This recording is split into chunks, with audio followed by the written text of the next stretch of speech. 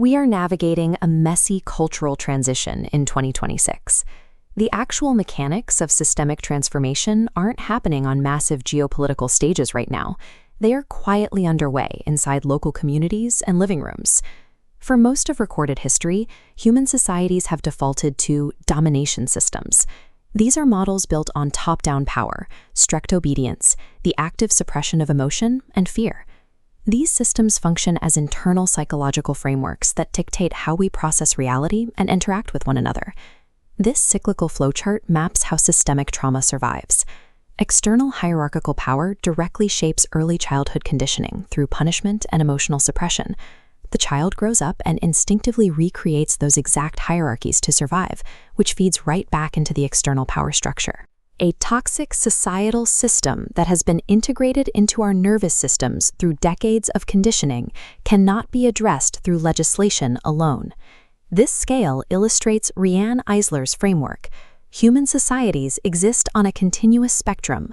As we shift away from domination, we move toward the other pole. A true partnership system is built on new components: mutual respect, shared relational power, and collective flourishing.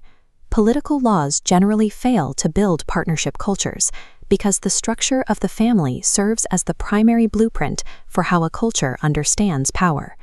To dismantle the global power structure, we have to change the specific ways we share power, express care, and structure relationships in our private homes. Achieving this requires a specific curriculum for the future. It begins with actively practicing new relational skills, starting with emotional literacy. Domination models require strict disconnection from empathy to function. Therefore, the first act of systemic rebellion is learning to hold emotional truth and physically regulate the human nervous system in the presence of others. True partnership exists as an embodied, emotionally regulated biological state. The second required skill is actively changing how we assign value to labor. Domination-based economics strip value from parenting, community building, and relational work, treating them as secondary activities. This structural diagram shows how traditional economics separates output from caregiving.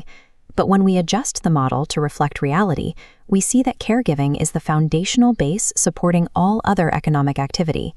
These actions are the biological and social engines sustaining human life. Caregiving is the critical infrastructure making any society possible. The third skill demands that we actively rehearse new, non-hierarchical power dynamics. We cannot do this in isolation. We require physical spaces to safely test different emotional norms and practice sharing relational power with other people. Local community circles and gathering spaces serve as microenvironments of cultural rehearsal. Practicing vulnerability and shared power in these small settings normalizes the relational behaviors that macro-level systems are built upon. It turns an abstract ideal of equality into a repeatable physical habit. Critics often characterize a partnership culture as a utopian fantasy. Anthropology, neuroscience, and historical data suggest the partnership model is a pragmatic alternative. Societies built on partnership yield measurable systemic benefits. They are demonstrably healthier, adaptive to crisis, and economically productive in the long term. Transitioning to a partnership society is an act of long-term species survival and economic sustainability. This dual-axis feedback loop illustrates Riane Eisler's observation that our internal emotional worlds and our external societal structures perpetually co-create one another. The new societal systems we are waiting for will originate in our daily relational practices, rather than in a Capitol building. The future is a daily practice, and we must